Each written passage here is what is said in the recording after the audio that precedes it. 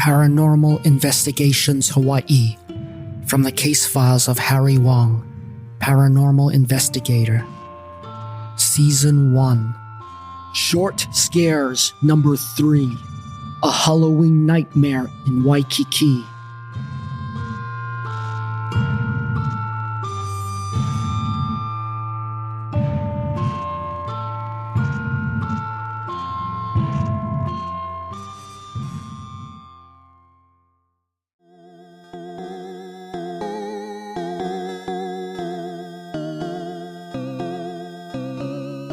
Now, you may think that for me, as a paranormal investigator, my favorite holiday has gotta be Halloween.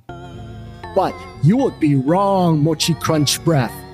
Like the song by Ministry, every day was Halloween for me.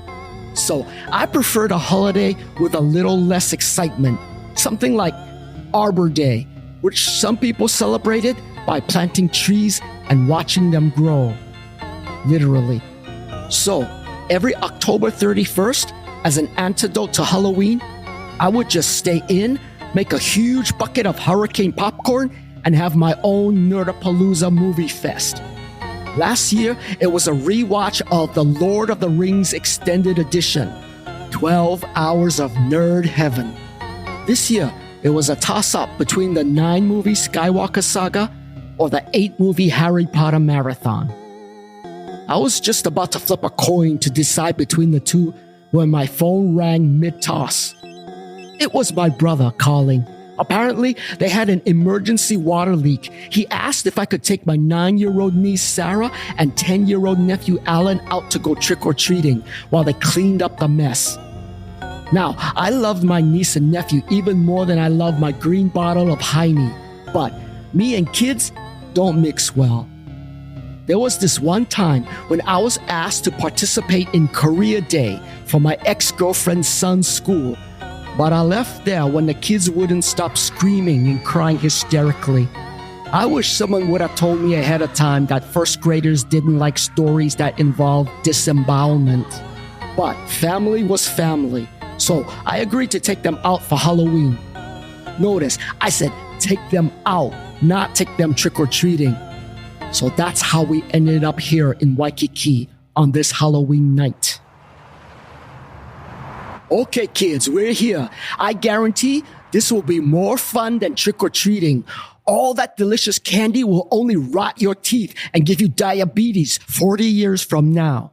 It's never too early to worry about diabetes, especially if you like having 2 legs. Well, Uncle Harry, you're supposed to take us trick-or-treating. We always go trick-or-treating on Halloween. Yeah. Well, we'll tell Mom and Dad when we come home with no candy. No worries, Strawberry. We can buy some candy at Long's before I take you home. They always have a big-ass discount on old Halloween candy. Yay! Now, let's check out all the spooky costumes going up and down Kalakaua Avenue. What is she dressed as, Uncle Harry? That looks like a sexy nurse. How come the nurses at my school don't look like that? Okay, Alan, maybe you shouldn't look at her. Look, there's a Ninja Turtle. Isn't that cool? What about her, Uncle Harry? What is she dressed up as? That's a sexy librarian. You can tell by the glasses and the, never mind. Hey, look, there's a Power Ranger. Oh, look at that poor guy, Uncle. He could only afford a part of his pants. The part covering his butt is missing. Maybe we can give him a few dollars to buy the butt parts. Okay, I think we've been here long enough. Let's get to the store before they run out of discount candy. Oh man, I was just starting to like it here. Yeah, I'm gonna tell Mom I want to go to Waikiki every Halloween from now on. Let's keep this between us, okay? This will be our super duper fun Halloween secret experience. Okay, but it'll cost ya. Yeah, no candy corns and no fruits. It's Reese's and M&M's, okay? Got it? Oh, you kids drive a hard bargain, just like I did at your age. Group hug, kids. We hugged and headed back to the car. Since Waikiki was a parking and driving nightmare, I parked way down at the end near Kapiolani Park so I wouldn't have to donate a kidney to pay for parking. The crowd thinned out as we made our way back, so I was glad we didn't run into any more sexy pirates, sexy nuns, or sexy policewomen. But we did see a sexy lunch lady, which both repulsed me and intrigued me at the same time. I might have nightmares about her tonight. We reached Kapiolani Park without incident. The kids were happily singing and laughing to themselves all the way there. That's what I loved about being their age, to live each day without a care in the world, to have faith that everything would be fine, to believe the best in people, to know that no matter what, someone would protect them and keep them safe. Before long, the day will come when the harsh reality of adulthood intruded, and they'll wake up to find the world had changed, to find that real monsters existed, to find that safety was only an illusion. I wanted to make sure that reality was as far off as possible for them. Hey, what if instead of going to the store, we go trick-or-treat at the expensive houses along Diamond Head Road? Yeah, last time we got some expensive chocolate truffles. And I got some Godiva gift basket, which I resold for profit at school. All right, let's go. We took a shortcut through the park to get to my car. Halfway there, we passed a grove of ironwood trees, and I noticed someone standing in the shadows. He saw us and started moving in our direction in a controlled stumble. I'm guessing that this was some drunk Halloween partier who had taken a detour through the park to make a nature call. I steered the kids away from his direction. Come on, kids, let's avoid the drunk person. We gave him a wide berth as we walked around and past him, leaving him behind us.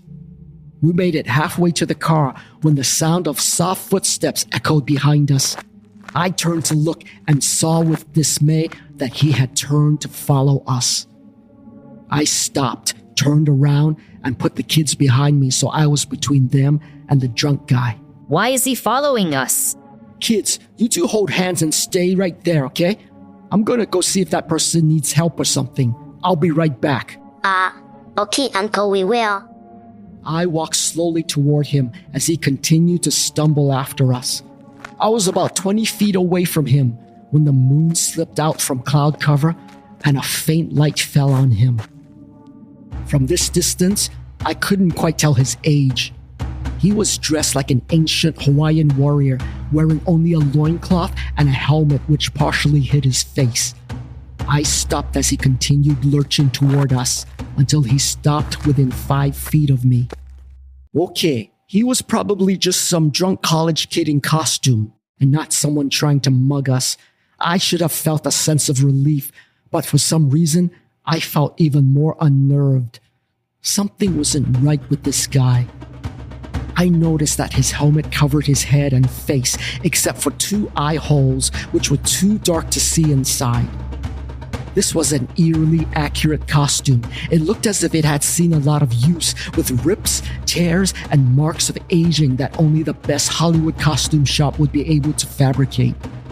My pulse quickened, and I fought the urge to grab the kids and run. Come on, Harry, get a grip, I told myself. This was just some dumb drunk kid on Halloween who might need help. I swallowed down my fear.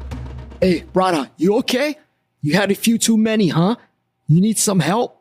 He did not respond, but just stood there, weaving around as if he was about to fall over at any moment. I took out my keyring, which had an LED flashlight attached. I moved a step closer and shone the light on his face, which penetrated into the eye slits.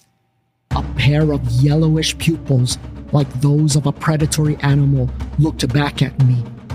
I instinctively jumped back a step. Hey, you okay, man? He stared at me intensely, his eyes locked onto mine. By some mechanism I didn't understand, I started to see images in my head, which I knew to be his thoughts. I felt myself being pulled into them, into his mind, into his memories, into his nightmares. Time rewound to the past, back several hundred years, back to the time and place where he was born and lived. I saw the world through his eyes, the eyes of a scared 16-year-old boy. He was in a large, swampy field next to Waikiki Beach. It was early morning. He and his tribe, armed only with sticks and stones, prepared to defend their island against a large and fearsome invading force that had just landed on the beach. The invading warriors raised their spears and clubs in the air and shouted a menacing war cry as they disembarked from their canoes, ready for battle. The boys' tribe advanced reluctantly, and a bloody massacre ensued. I realized with astonishment that I was witnessing a battle which occurred in 1794. These were the warriors of King Kamehameha I, landing on the beaches of Waikiki in his campaign to conquer Oahu, which would eventually lead to his victory at the Battle of Nu'uanu. The boys' tribe fought valiantly, but they were outmatched and outnumbered. Some of them died where they stood. Others were struck down while retreating. The boy froze. He did not know whether to fight or to run. One of the invaders broke off from the horde and approached the boy. He was older than all the other warriors, older than any man the boy had ever seen. His skin was a sickly pale white color. He was completely bald and had a long white beard. Unlike the other warriors who wore loincloths, the old man wore a long dark robe with strange characters embedded into the cloth.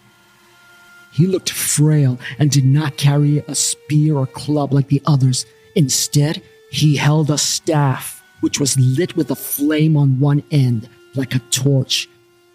The boy tried to avert his eyes from the old man's gaze, but some force compelled him to look into that dark, penetrating stare. An overwhelming sense of dread crept under his skin. His fear of this one old man was greater than his fear of all the other enemy warriors on the field of battle. He remembered there were rumors that the invaders had sorcerers from remote islands, sorcerers who practiced dark, forbidden arts to enslave their enemies. The boy thought that this old man must be one of these sorcerers. The old man looked deep into the boy's eyes with a hypnotic intensity, and the boy's will to fight faded away like smoke in the wind. The old man raised the flaming staff over his head and invoked an ancient incantation in a strange tongue.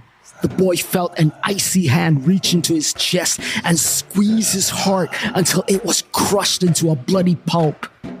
He tried to scream, but there was no air left in his lungs.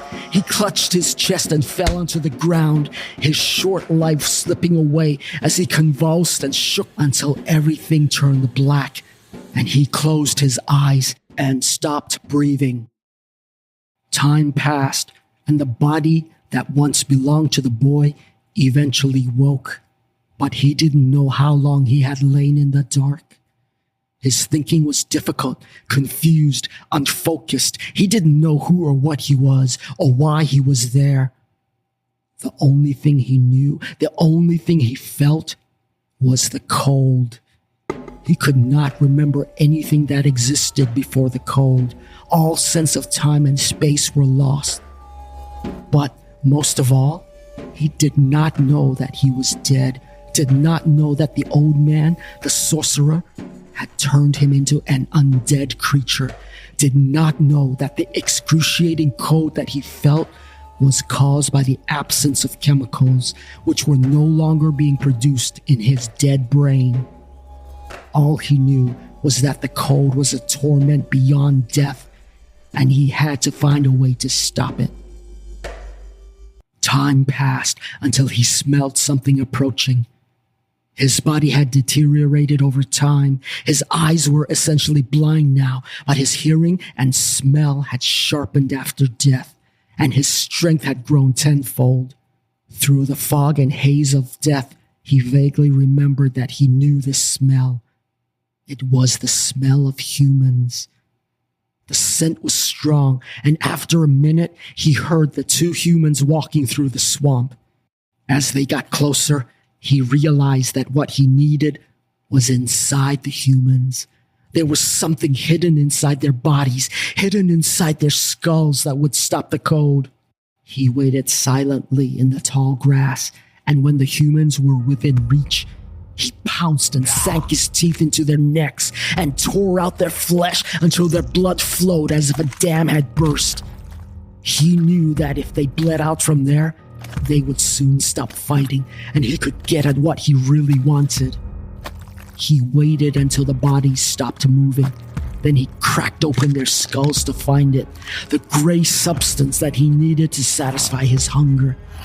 He fed until nothing was left, until the agonizing cold that tormented his new existence finally went away. But he soon discovered that the relief was only temporary. The cold always came back, even stronger. And so, finding more humans to satisfy his hunger, to stop the cold agony of death, became his sole purpose for existence. And as he had done so for the last 200 years, he awoke again on this Halloween night with a ravenous craving, with a desire which knew no bounds, an appetite which needed to be satisfied by any means. The boy's memories, the images he shared with me, suddenly stopped. I tore my eyes away from his with tremendous effort and found myself back in the present, back in Kapiolani Park again. What I saw, what I experienced in his mind haunted and terrified me. I knew such monsters existed, but to see into his mind, to feel his hunger and savagery, left me scarred. I retreated toward the kids. My only thought was to get them to safety. Then, through the helmeted mask, the thing that used to be a 16-year-old boy opened his mouth and started to speak. But I already knew what he would say. With a dry, hoarse voice, he hissed a word. Brains. Then, with astonishing speed, he leapt at me and knocked me over onto the ground as the kids behind me began to scream. Run, kids, run! Get away from here! I had fallen onto my back as the zombie landed on top of me. I couldn't tell if the kids had gotten away or not. He lunged for my throat. I reached up to push his head away and managed to knock his helmet off to reveal his face, or what was left of it. His skin had decomposed until there were only strips of gray, decayed flesh covering his skull. His nose and mouth had disintegrated such that I couldn't tell where one began and the other ended. However, his teeth were still intact. In fact, they were like sharp miniature daggers, which I guess was the result of chewing on raw flesh and bone for centuries. Then I looked into his dead yellow eyes and saw that there was not a shred of humanity left in this creature. The boy I saw in the visions was long gone, cursed by the sorcerer to spend the rest of his existence as a mindless killing machine. I had to stop this thing before he reached the Halloween crowds, and more importantly, before he ate my brains. I shoved him with all my might, but I couldn't get him to budge. It was like a huge rock sat on top of me. I had one last resort, something reserved for when I had no other choice, although the chances of it working in this instance were pretty low. I stretched my right leg out and brought it back quickly, kneeing the thing in the groin. I didn't expect anything to happen, but to my utter amazement, he screeched a loud, piercing groan and rolled off me, then laid on the ground hunched over, cradling his family jewels. Wow! Never in a million years would I have thought that male zombies still had sensitive nutsacks. But it made sense in a way if you didn't think about it too hard. Zombie brains were still intact, so that other organ, which sometimes passed for brains in males, could still be in working order. I quickly got up and searched for the kids. They had run off toward the parking area and stood next to the car, looking worriedly at me. I motioned for them to keep running, but they didn't move. The zombie groaned as he slowly got up. I turned back just in time as he slurred the word Brains. and lunged clumsily toward me. I stepped backwards and almost tripped over an exposed tree root, which had an unusually sharp branch jutting out. I recovered my footing and continued backing up. The zombie stumbled after me, but he wasn't so lucky. He tripped over the root and fell onto the exposed branch, impaling himself in the chest. He tried to get back up, but the branch had pierced all the way through his body, trapping him onto the ground. I stopped and watched him carefully, just in case he was faking it, but he continued to thrash helplessly. I found a straight branch that was about 4 feet long. I picked it up and poked him with it. He growled at me and kept struggling, but he was not able to pry himself off the branch. I breathed a sigh of relief and stepped a bit closer, trying to decide what to do. I heard the kids run up behind me. "Don't get too close! Stay behind me!" Wow, is that a zombie? Like that TV show we're not supposed to watch, The Walking Dead? You have to double tap him in the head to make sure he's dead, like in Zombie Land.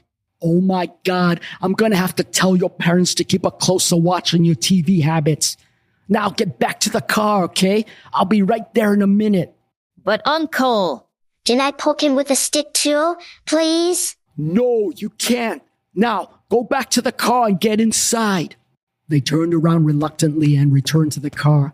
I knew I had to kill this thing, but I didn't want to do it in front of the kids. I turned back to see he had stopped fighting. He just laid still and defeated. I knelt down in front of him, careful to stay out of reach. He tilted his head to look up at me, and his eyes were no longer yellow. They were brown again, like in my vision of the boy. His features softened. I could just about see the boy he used to be under the decayed flesh. He looked pleadingly at me. Without any brains to eat, he was clearly suffering a lot of pain. I met his gaze. "Hey, brother, I'm sorry this happened to you. I hope you find the peace you seek in the next life." I hope he understood me. I took the branch that I used to poke him with and broke off the end to create a sharp stake.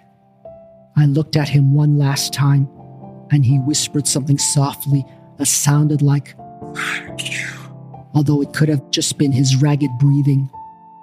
Then I stabbed him through the head with the stake until he stopped moving. I made sure that the kids were still inside the car.